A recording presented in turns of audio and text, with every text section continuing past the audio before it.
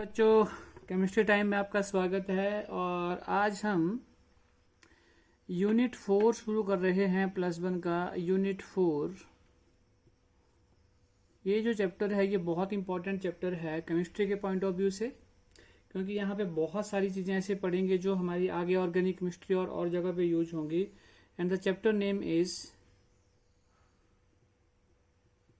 Chemical bonding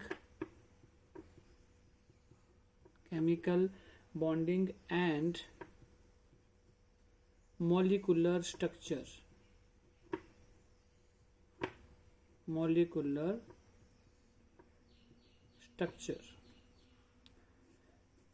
तो important chapter है बच्चों ये। इसमें हम बॉन्ड्स के बारे में पढ़ेंगे। बहुत सारे बॉन्ड्स आपने नाम भी सुने होंगे, ionic bond, covalent bond, coordinate covalent bond, उनके क्या क्या फैक्टर्स होते हैं, किस चीज़ के ऊपर वो डिपेंड करते हैं। ठीक है, यहाँ पे सिग्मा बॉन्ड क्या होता है, पाई बॉन्ड क्या होता है, मॉलिक्यूलर ऑर्बिटल थ्योरी क्या है। तो इस तरह के बहुत इंपॉर्टेंट टॉपिक हम यहाँ डिस्कस करेंगे। तो बच्चों, सबसे पहले तो हम इसकी डेफिनेशन पर आते हैं। जो हम केमिकल बॉन्डिंग बोल रहे हैं, तो केमिकल बॉन्ड होता क्या है, केमिकल बॉन्ड क्या होता है। तो पहले तो हम इस टर्म के ऊपर आते हैं। What is chemical bond. नाम से क्लियर हो रहा है, कोई बॉन्ड बनेगा और बनेगा कहाँ पे, केमिकल मींस केमिस्ट्री में। तो इसमें हम एक जनरल सी डेफिनेशन बोल देते हैं, आगे इसकी टाइप्स करेंगे कि the attractive force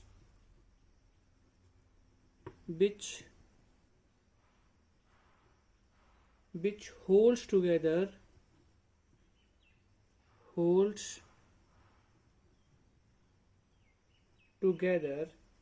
the constituent particles। देखिए, कंस्टिट्यूएंट पार्टिकल्स क्या हो सकते हैं, एटम भी हो सकते हैं, मॉलिक्यूल्स भी हो सकते हैं और आयंस भी हो सकते हैं। तो कोई भी जिसके बीच में अट्रैक्टिव फोर्स हो इन ए केमिकल स्पीसीज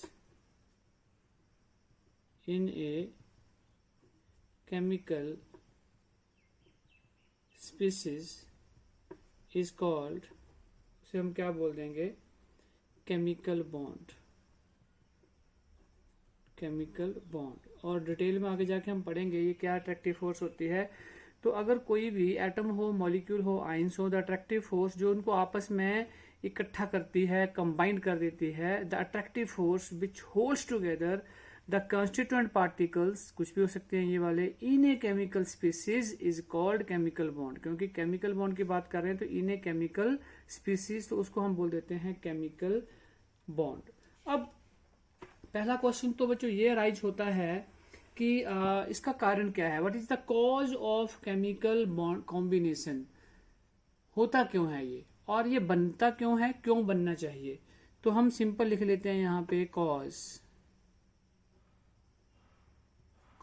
तो cause to attain stable noble gas configuration, मतलब हर एटम जो है वो ये चाहता है कि जब वो कंबाइन करे तो वो एक ना स्टेबल बन जाए। ठीक है, उसकी कॉन्फ़िगरेशन स्टेबल हो जाए। तो फिर हम क्या बोल सकते हैं, इसका कॉज क्या हो गया, हर एटम की टेंडेंसी क्या होगी, the tendency of atoms of various elements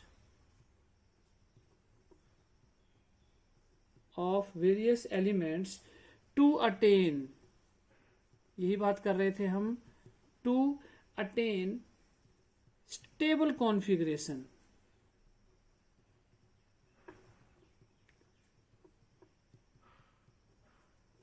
of 8 electrons in their valence shell. Last lecture में मैंने आपको बताया था वैलेंस शेल क्या होता है, आउटर मोस्ट शेल। अगर आपके बाहर वाले सेल में 8 इलेक्ट्रॉन हो जाते हैं तो हम बोल देते हैं कि कौन सी कॉन्फ़िगरेशन हो गई आपकी, स्टेबल कॉन्फ़िगरेशन। ठीक है, cells is the cause of chemical combination.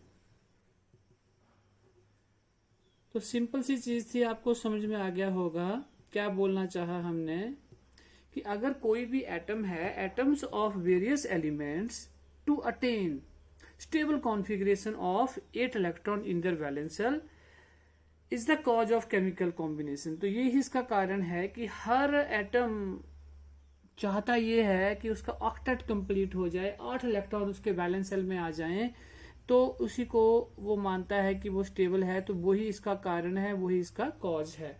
अब देखो, यहां से एक और प्रिंसिपल आ जाता है जो कई बार हमें डेफिनेशन 1 नंबर की पूछ ली जाती है कि व्हाट इज ऑक्टेट रूल। देखो यहीं से वो निकल के आ गया, ऑक्टेट रूल। ऑक्टेट रूल क्या हो गया, जो अभी हम बात कर रहे थे कि अगर किसी के बैलेंस सेल में 8 इलेक्ट्रॉन हैं तो हम बोल सकते हैं कि उसका ऑक्टेट क्या है, उसका ऑक्टेट क्या है, कंप्लीट है। हम बोलते हैं उसका ऑक्टेट क्या है, कंप्लीट है, मींस कि वो क्या है, वो स्टेबल है।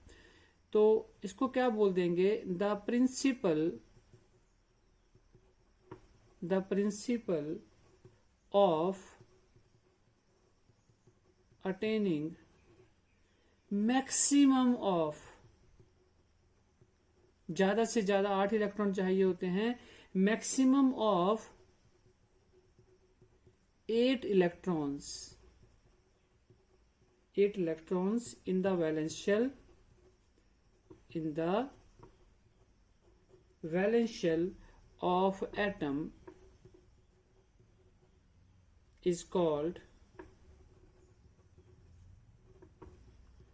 Octet rule. तो उस रूल को फिर हम क्या बोल देंगे, ऑक्टेट रूल, मतलब उसका ऑक्टेट कंप्लीट है। जैसे हम बात करते हैं नोबल गैस, तो नोबल गैस की कॉन्फ़िगरेशन क्या होती है, NH2NP6, मींस 8 इलेक्ट्रॉन होते हैं उनके बैलेंस शेल में, तो उनका ऑक्टेट जो होता है वो क्या होता है, ऑलवेज कंप्लीट होता है। तो यहाँ पे भी कोई भी अगर एलिमेंट है, अगर उसके बैलेंस शेल में 8 इलेक्ट्रॉन हैं, किसी एटम के बैलेंस शेल में 8 इलेक्ट्रॉन हैं, तो हम क्या बोल देंगे कि उसका ऑक्टेट क्या है, कंप्लीट है, मींस उसे हम बोल देंगे that is the octet rule. अब एक छोटी सी और टर्म, लुईस सिंबल्स, ये भी हम आगे जाके डिटेल में पढ़ेंगे, लेकिन यहाँ पे हम इसको पढ़ लेते हैं जितनी हमें जरूरत है अभी। लुईस सिंबल, एक साइंटिस्ट थे Lewis, G.N. Lewis, he is an American chemist. तो G.N. लुईस जो थे, उन्होंने इंट्रोड्यूस किया था एक नोटेशंस को, एक सिंबल को, एंड उसको नाम दिया गया लुईस सिंबल्स। अगर मान लो अभी हम बात कर रहे थे कि जो बैलेंस सेल में नंबर ऑफ इलेक्ट्रॉन्स होते हैं, किसी के बैलेंस सेल में 1 है, 2 है, 3 है, 4 है, उनको हम रिप्रेजेंट करेंगे बाय डॉट और बाय क्रॉस। अगर हम उसको उस नोटेशन से जब हम सिंबल से उसको बताएंगे वहां पे, तो उसको हम बोल देते हैं लेविस सिंबल्स। तो G.N. Levi's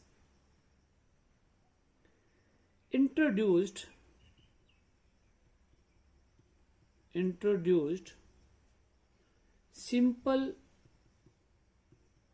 notations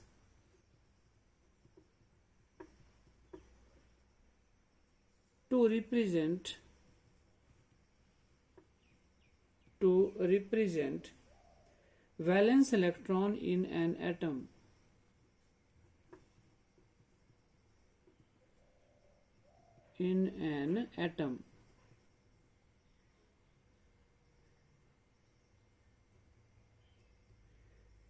number of valence जो इलेक्ट्रॉन है उसको रिप्रेजेंट करते हैं, and these notations are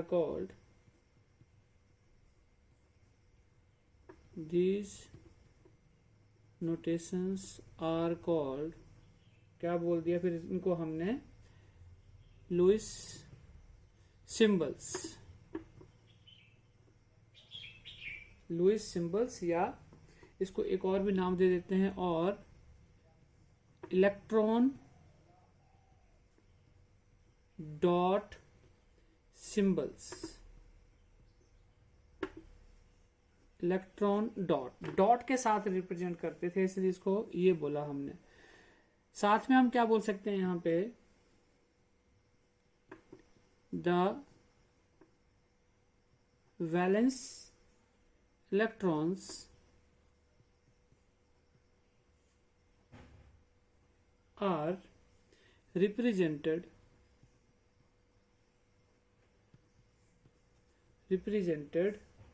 by placing dots, dot के साथ रिप्रेजेंट कर सकते हैं इसको हम, और हमने एक और बोला था क्रॉसेस, क्रॉस के साथ भी कर सकते हैं। थोड़ा सा डिफरेंशिएट करने के लिए बताएंगे अभी आपको। अराउंड द सिंबल, जो भी सिंबल होगा उसके चारों तरफ हम बनाएंगे। अब जैसे देखिए, मैं यहाँ पे एग्जांपल ले लेता हूं। फॉर एग्जांपल हम सेकंड पीरियड के एलिमेंट ले लेते हैं। यहाँ पे सेकंड पीरियड, बार बार हमने इसको पीछे भी किया है सेकंड पीरियड, अब आपको ये लर्न हो ही जाना चाहिए। देखिए यहाँ पे हम लेते थे lithium, beryllium, boron, carbon, nitrogen, oxygen, fluorine and neon.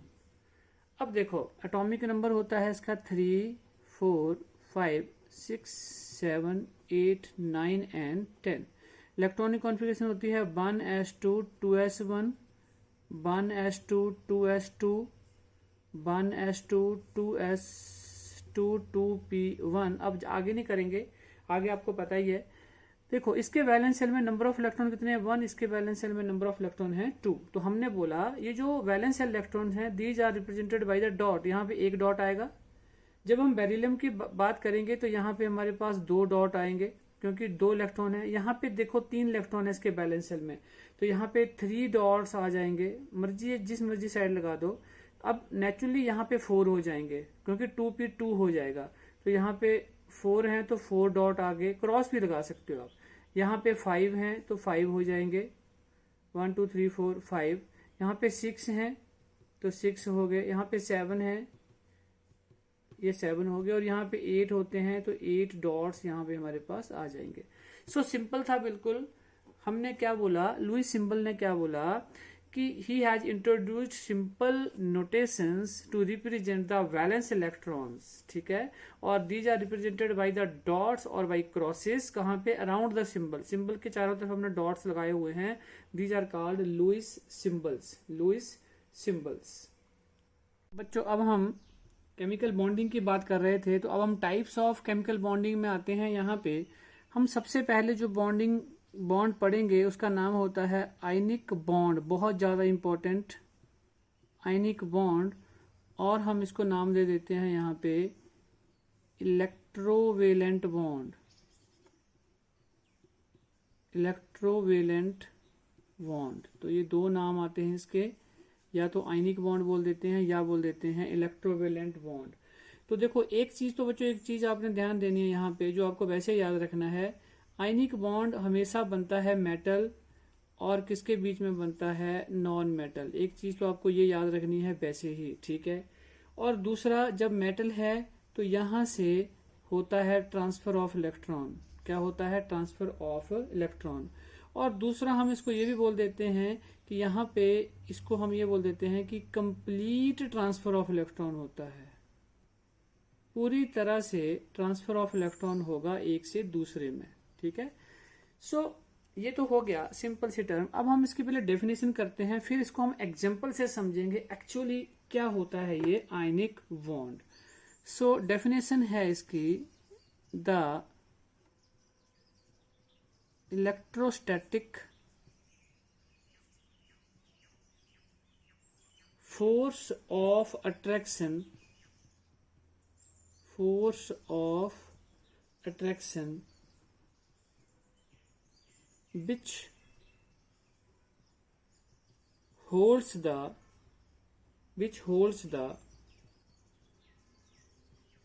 oppositely charged ions together is known as आयनिक और इलेक्ट्रोवेलेंट बॉन्ड। चलिए डेफिनेशन हमने लिख दी। अब हम बात करते हैं, इसका एग्जाम्पल लेते हैं, फिर हम बात करेंगे इसको समझने की कि क्या है। देखो यहाँ पे जो हम एग्जाम्पल ले रहे हैं, that is formation of sodium chloride. तो हमने ले लिया यहाँ पे सोडियम, ठीक है, यहाँ पे हमने ले लिया Cl, क्लोरीन। एटॉमिक नंबर सबको पता है इसका क्या होता है, 11, Z होता है 11, इसका होता है 17। तो आप इसकी इलेक्ट्रॉनिक कॉन्फ़िगरेशन देखो, यहाँ पे क्या होती है, 1s2 2s2 2p6 3s1 2p6 3s1। और इसकी वैलेंस सेल की लिखते हैं हम बाहर की 3s2 3p5। मैंने बाकी नहीं लिखी, यहाँ पे नियॉन कर लेते हैं। चलिए ऐसे करके 10 होती है ना नियॉन की, तो इसकी 17 पूरी हो गई। अब देखो अभी हम लुईस सिंबल करके आ रहे हैं। हमने बोला जो बैलेंस सेल में इलेक्ट्रॉन पड़े होते हैं, यहाँ पे है 3s1 एक है, तो इसको रिप्रेजेंट कर दिया बाय द डॉट और बाय क्रॉस, मर्जी है। यहाँ पे हैं 2 और 5, कितने हैं यहाँ पे हमारे पास 7 हैं, तो हमने किया यहाँ पे 1 2 3 4 5 6 एंड दिस इज 7 कर दिया। अब हमने यहाँ पे ऊपर आपको बोला था कि complete transfer of electron, metal जो है वो ट्रांसफर करता है नॉन मेटल वाली साइड को। तो मेटल कौन है हमारे पास, सोडियम है। तो सोडियम जो है वो इलेक्ट्रॉन ट्रांसफर करेगा इस साइड को। तो हमने लिख दिया यहाँ पे इलेक्ट्रॉन क्या हो रहा है, ट्रांसफर। इलेक्ट्रॉन यहाँ को गया, जैसे इसने इलेक्ट्रॉन को ट्रांसफर किया तो इसके ऊपर चार्ज क्या आ जाएगा, खुद के ऊपर एक इलेक्ट्रॉन का लॉस हो गया इसका, तो इसके ऊपर चार्ज क्या आ जाएगा, पॉजिटिव। और इलेक्ट्रॉनिक कॉन्फ़िगरेशन की बात करें तो यहाँ पे अगर हम बात करते हैं तो यहाँ हो जाएगी 1s2 2s2 2p6 और इसने गेन किया तो यहाँ पे Cl आ गया और Cl के ऊपर चार्ज क्या आ गया, माइनस। और यहाँ हो गया देखो 3s2 3p5 था तो क्या हो गया, 3p6 हो गया। ये चीज ना ध्यान देनी है। अब जो मेन चीज हम करने वाले हैं उस चीज के ऊपर आपने ध्यान देना है। अब देखो एक के ऊपर चार्ज है प्लस, एक के ऊपर चार्ज है माइनस, एक कटाइन एक एनाइन, तो इनके बीच में कोई ना कोई यहाँ पे अट्रैक्शन होगा, फोर्स ऑफ अट्रैक्शन। और जो हम ऊपर एक वर्ड लिख रहे थे, कौन सी अट्रैक्शन थी यहाँ पे, इलेक्ट्रोस्टैटिक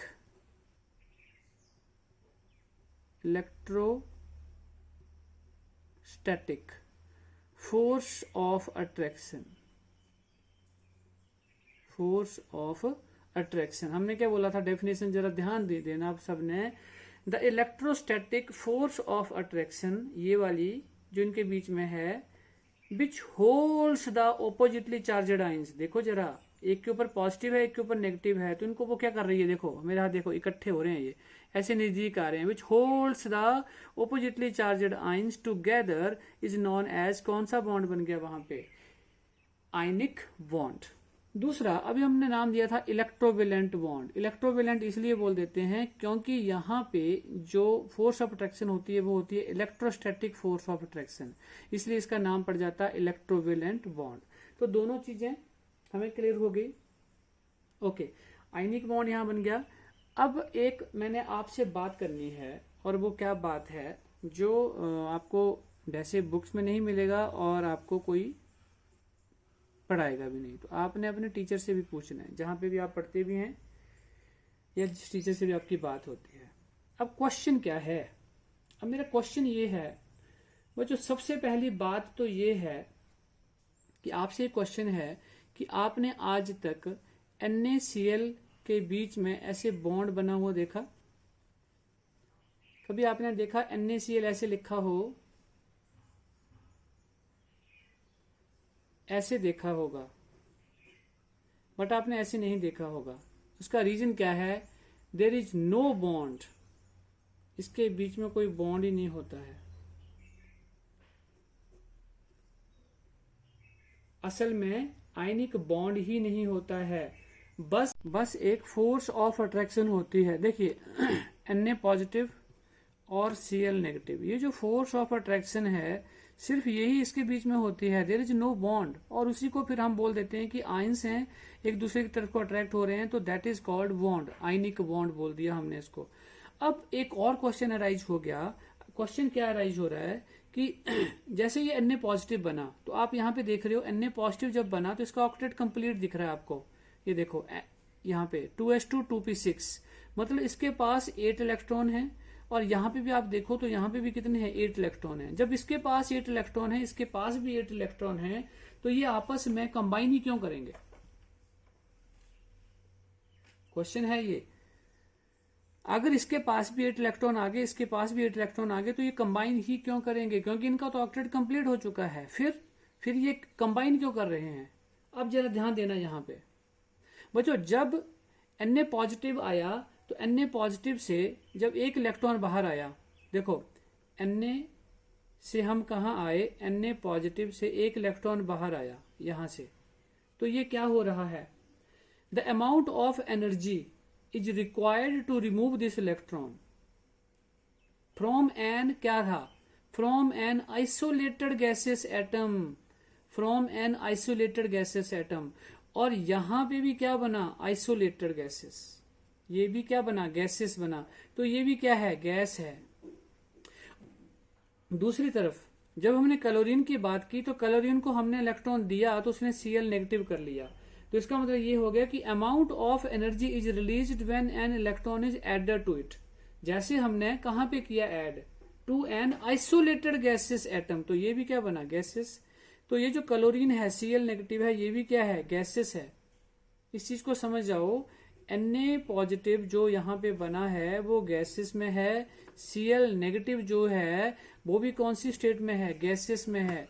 और जब भी कोई दो आयंस गैसेस में होते हैं तो बच्चों वो क्या होते हैं? They are unstable. वो क्या होते हैं? अनस्टेबल।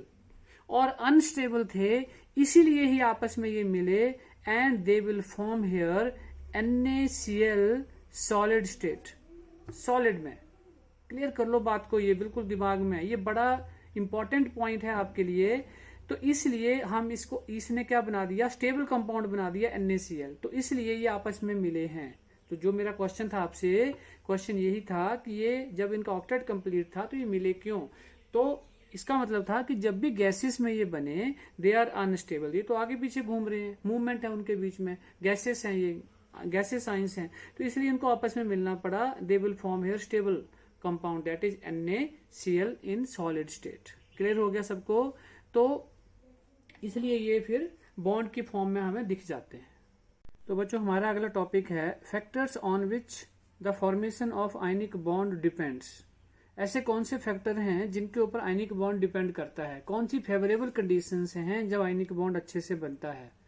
तो सबसे पहले हम ले रहे हैं लो आयनाइजेशन एनर्जी। आयनाइजेशन एनर्जी कम होनी चाहिए। देखो अगर हमें किसी भी आयनिक बॉन्ड को बनाना है तो हमें क्या चाहिए वहां पे? सबसे पहले कैटायन। देखिए अगर हमारे पास कोई मेटल है और वहां से अगर हमने इलेक्ट्रॉन को निकाल दिया तो हमें क्या मिल गया? यहाँ पे कैटायन। और अगर ये कैटायन अगर हमें यहाँ मिलता है तो हमें यहाँ पे क्या लगानी पड़ी? यहाँ पे हमें लगानी पड़ी एनर्जी। और एनर्जी कौन सी होती है? Ionisation energy. अब बोलने का मतलब ये है कि जितनी कम एनर्जी हम लगाएंगे उतना जल्दी हमें इलेक्ट्रॉन मिल जाएगा, बाहर आ जाएगा, और इसके ऊपर चार्ज क्या आ जाएगा? पॉजिटिव। तो मतलब ये हुआ कि lesser the ionisation energy the greater is the ease of losing the valence electron. मतलब जितनी कम आयनाइजेशन एनर्जी होगी जल्दी से इलेक्ट्रॉन लूज करेगा और वो बाहर आ जाएगा। तो पहला फैक्टर क्लियर हो गया आपको कि लो आयनाइजेशन एनर्जी चाहिए। दूसरा फैक्टर क्या है? उसके साथ ही हाई इलेक्ट्रॉन एफिनिटी। मतलब ये हुआ कि अब अगर हमारे पास जो दूसरा है एटम वो है X नेगेटिव, अब हमने इसको इलेक्ट्रॉन दिया तो इसने इलेक्ट्रॉन को एकदम यहां से ले लिया। तो अगर इसने इलेक्ट्रॉन को ले लिया तो इसका मतलब क्या हुआ? इसने इलेक्ट्रॉन को यहाँ पे अट्रैक्ट किया। तो क्या हो गया यहाँ पे? Electron affinity. तो जितनी ज्यादा इलेक्ट्रॉन एफिनिटी होगी, मतलब जितना जल्दी इलेक्ट्रॉन यहाँ जाएगा, तो हम बोल सकते हैं higher the electron affinity greater will be the ease of formation of anion. मतलब जितना जल्दी इलेक्ट्रॉन यहाँ जाएगा उतना जल्दी यहाँ पे नेगेटिव चार्ज आएगा, मतलब एनाइन बनेगा। और एनाइन बनेगा तभी तो हमारा पॉजिटिव और नेगेटिव मिलेंगे और आयनिक बॉन्ड बनेगा। तो तीसरा फैक्टर जो है बच्चों वो हम ले रहे हैं इन दो फैक्टर के बाद, वो बड़ा इंपॉर्टेंट है। तीसरा फैक्टर डिस्कस करते हैं। देखिए तो बच्चों थर्ड फैक्टर जो है उसका नाम हम बाद में लिखते हैं, पहले हम उसको शुरू करते हैं एक एग्जांपल के साथ। देखो अभी दो फैक्टर्स में हमने क्या सीखा, दो फैक्टर में हमने ये बोला कि अब हमारे पास M पॉजिटिव आ गया गैसेस स्टेट में और दूसरा आ गया X नेगेटिव, वो भी गैसेस में। अब हमने इन दोनों को जब मिलाया तो हमारे पास एक आयनिक बॉन्ड बन गया और आयनिक कंपाउंड बन गया MX। ठीक है, अब ये गैसेस में थे, ये सॉलिड स्टेट में बन गया। अब पहला क्वेश्चन तो ये होता है कि हमने इन दोनों को मिलाया क्यों? क्योंकि देखो दोनों गैसेस में थे, इसलिए दोनों क्या थे, अनस्टेबल थे। तो अनस्टेबल होने की वजह से ये आपस में इनके बीच में इलेक्ट्रोस्टैटिक फोर्स ऑफ अट्रैक्शन हुई और दे विल फॉर्म बॉन्ड, और उसे हम बोल देते हैं आयनिक बॉन्ड, और वो सॉलिड स्टेट में आके यहाँ पे क्या हो गए, स्टेबल हो गए। लेकिन बच्चों जब ये बॉन्ड बना तो यहां से एक एनर्जी रिलीज हुई। जब ये कोई बॉन्ड बनता है तो एनर्जी रिलीज होती है, तो यहां से जो एनर्जी रिलीज हुई उसका नाम क्या है बताओ, उसका नाम क्या है? उसका नाम है, बहुत इंपॉर्टेंट टर्म है ये, लैटिस एनर्जी। तो जो भी एनर्जी यहां से रिलीज हुई उस एनर्जी का नाम क्या मिला हमें, लैटिस एनर्जी। अब देखो बच्चों जितना ज्यादा लैटिस एनर्जी रिलीज होगी उतना ही ज्यादा हमारा बॉन्ड क्या होगा, स्टेबल होगा। तो सबसे पहले तो हम यहाँ पे इसकी एक डेफिनेशन भी लिख देंगे। यहाँ पे क्या बना है हमारे पास, आयनिक कंपाउंड, और इसे हम यहाँ पे ऐसे लिख देते हैं 1 मोल। 1 मोल बना। तो देखो ये जो जिस चीज की हम बात कर रहे थे थर्ड फैक्टर की, उसका नाम अब आ गया हमारे पास। क्या चाहिए हमें यहाँ पे, हाई लैटिस एनर्जी। मतलब हम बोल रहे हैं जितनी ज्यादा एनर्जी रिलीज होगी उतना ही ज्यादा बॉन्ड हमारा स्ट्रांग होगा, और हम यही चाहते थे। तो इस डेफिनेशन को हम क्या बोल सकते हैं, the amount of energy released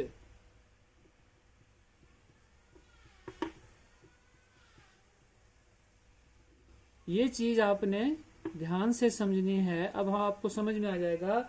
the amount of energy released when free ions combine together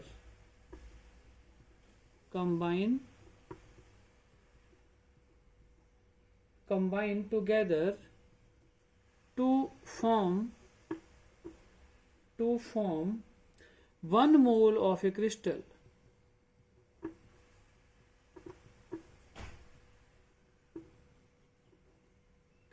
is called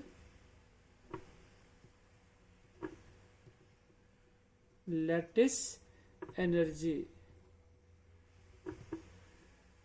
और इसको डिनोट करते हैं बाई EU। अब जरा ध्यान दो, यहाँ पे बड़ी सिंपल सी चीज बोली हमने। बोला जैसे हमने इनको मिलाया, और कौन क्यों मिलाया, क्योंकि ये अनस्टेबल थे, ये स्टेबल कंपाउंड बना दिए इन्होंने यहाँ पे, और एनर्जी रिलीज हुई लैटिस एनर्जी। हमने बोला the amount of energy released when free ions combine, ये देखो when free ions combine together to form, ये देखो क्या बना, यहाँ पे लिखा हमने यहाँ पे 1 mole of a crystal is called lattice energy। तो उसे हम क्या बोल देते हैं, लैटिस एनर्जी। तो ये नई टर्म थी बच्चों जो आपको अब समझ में आनी चाहिए, लैटिस एनर्जी। आगे जाके हम इसका और डिस्कशन करेंगे। और एक चीज हमने और बोल दी यहाँ पे कि जितनी ज्यादा एनर्जी होगी लैटिस एनर्जी उतना ही ज्यादा बॉन्ड हमारा स्ट्रांग होगा। तो देखो हम यहाँ पे फिर एक लाइन थोड़ी सी और लिख देते हैं, high the value of higher the value of lattice energy, enthalpy भी बोल देते हैं इसको, ग्रेटर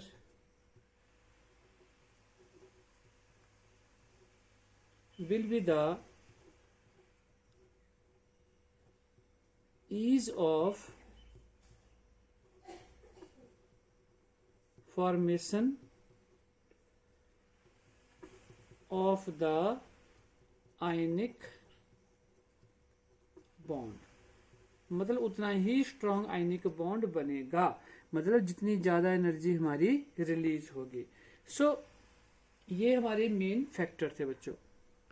चलिए बच्चों, अभी हमने लुईस सिंबल किए थे पीछे, और उसके साथ फिर हमने आयनिक बॉन्ड बनाना सीखा था। तो मैं कुछ एग्जांपल ले रहा हूँ यहाँ पे, आपकी थोड़ी सी प्रैक्टिस हो जाएगी उससे। तो some examples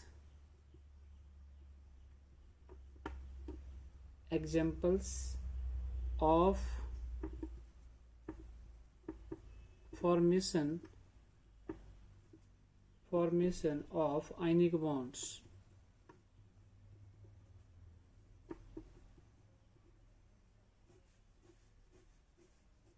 electron dot symbol के साथ। अब जैसे हम एक एग्जांपल ले लेते हैं यहाँ पे, मैग्नीशियम ब्रोमाइड। मैग्नीशियम ब्रोमाइड एक मेटल है और एक हमारे पास है नॉन मेटल, ठीक है। तो क्या है, मैग्नीशियम की अगर हम बात करते हैं तो ये आ गया हमारे पास मैग्नीशियम, ठीक है। और सेकंड ग्रुप में है ये यहाँ पे, ठीक है। तो इसका जो यहाँ पे बैलेंस सेल हम लिख देते हैं 3s2, 2 इलेक्ट्रॉन होते हैं इसके बैलेंस सेल में, तो ये हमने लिख दिया ये।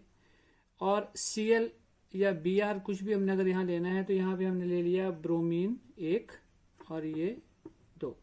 देखो इसके पास होते हैं 7, इसके पास भी होते हैं 7। अब क्या होगा, ये एक इसको देगा और एक इलेक्ट्रॉन अपना इसको देगा, तो इलेक्ट्रॉन ट्रांसफर, आप इसको चाहे यहाँ लिख लो, पीछे चाहे यहाँ लिख लो, एक ही बात है, ठीक है। और ब्रोमीन की अगर हम बात करें तो यहाँ पे कितने इलेक्ट्रॉन होते हैं, 7 इलेक्ट्रॉन होते हैं, 4s2 4p5 बैलेंस सेल जो होता है, तो 7 इलेक्ट्रॉन है वो लिख दिया हमने।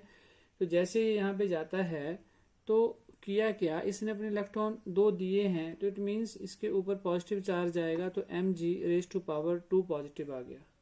क्लियर हो रही है बात सबको।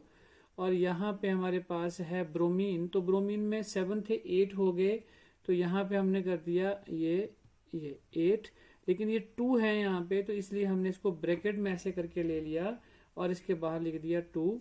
और जब एक्स्ट्रा इलेक्ट्रॉन यहाँ पे आ गए हैं तो यहाँ पे चार्ज क्या हो जाएगा, माइनस, ठीक है। तो आप इसको क्या लिख सकते हो, mgBr2 बेसिकली जो हम बोलते हैं mgBr2, तो इसलिए ये बन गया mgBr2। और जब यहाँ पे जैसे इसके पास क्या था, यहाँ पे नियोन था, तो अब यहाँ पे आ गया है नोबल गैस नियोन, ठीक है। और यहाँ पे क्या हो गया, 4s2 4p6 हो गया अगर अकेले की बात करें तो, ठीक है। अब हम एक और ले लेते हैं, चाहे यहाँ पे हमारे पास है ये भी मैग्नीशियम का ले लेते हैं, मैग्नीशियम ऑक्साइड, मैग्नीशियम ऑक्साइड, तो Mg। अब हमें बताने की जरूरत नहीं है, पहले हम कर चुके हैं, ऊपर 2 इलेक्ट्रॉन होते हैं इसके पास। ऑक्सीजन सभी जानते हैं, इलेक्ट्रॉनिक कॉन्फ़िगरेशन क्या होती है इसकी, 8 होता है एटॉमिक नंबर, तो यहाँ पे हम ले लेंगे हीलियम 2s2 2p4, तो मतलब बैलेंस सेल में 6 इलेक्ट्रॉन होते हैं, 2 और ये 4 6, तो 2 और ये 2 6 हो गए यहाँ पे।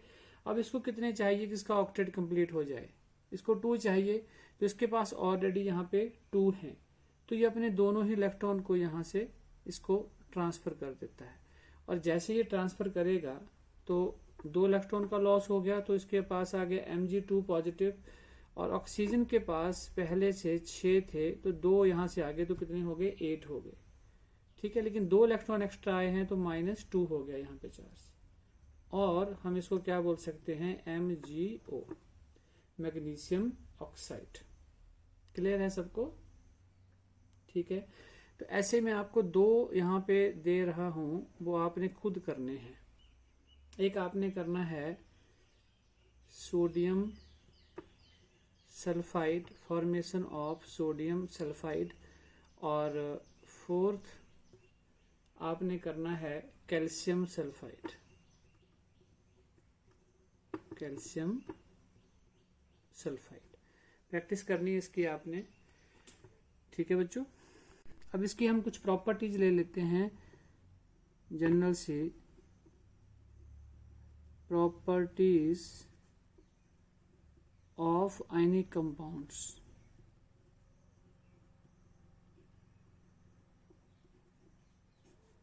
प्रॉपर्टीज ऑफ आयनिक कंपाउंड, तो जनरल सी प्रॉपर्टीज क्या होती हैं, इसमें कोई बड़ा क्वेश्चन बनता नहीं है, लेकिन वैसे हमें पता होना चाहिए। सबसे पहले आ गई हमारे पास फिजिकल स्टेट। तो क्या फिजिकल स्टेट होती है आयनिक कंपाउंड की? आपने देखा होगा जब भी हम आयनिक कंपाउंड फॉर्म करते हैं तो वहां पे एक टर्म आती है लैटिस एनर्जी। तो ये जो लैटिस टर्म जो यहाँ पे हमें मिलती है, तो आयनिक कंपाउंड में जो आती है ये कहाँ होती है? इन 3D स्ट्रक्चर्स।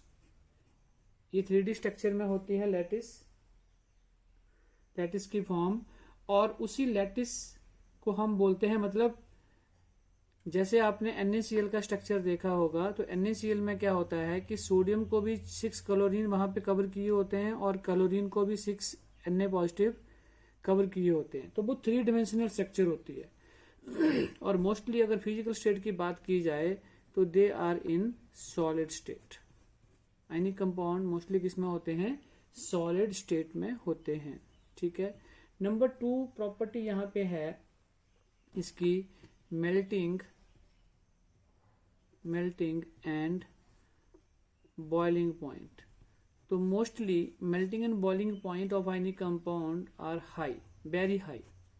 क्यों होता है हाई? देखो, जब आप NaCl की फॉर्मेशन करते थे तो यहाँ पॉजिटिव और नेगेटिव होता था, और इन दोनों के बीच में यहाँ पे हम क्या बोलते थे? ये क्या होती है यहाँ पे? Electrostatic force of attraction. Electrostatic force of attraction इतनी ज्यादा होती है कि this bond is very strong bond, बहुत स्ट्रॉन्ग बॉन्ड होता है, और उस वजह से इनका मेल्टिंग एंड बॉइलिंग पॉइंट क्या होता है? हाई होता है। इसको ब्रेक करना इजी नहीं होता है। Therefore the melting and boiling point of ionic compound are high. Solubility की बात करते हैं तो जनरल सा है ये, ionic compounds are generally soluble in water and other polar solvents। Generally क्या होते हैं? ये soluble होते हैं। तो ये सिंपल सी प्रॉपर्टी है इसकी। अब आती है इनकी कंडक्टिविटी, इलेक्ट्रिकल कंडक्टिविटी।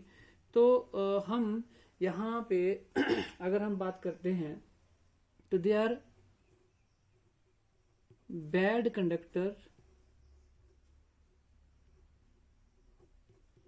इन सॉलिड स्टेट। अब ये याद रखना, इन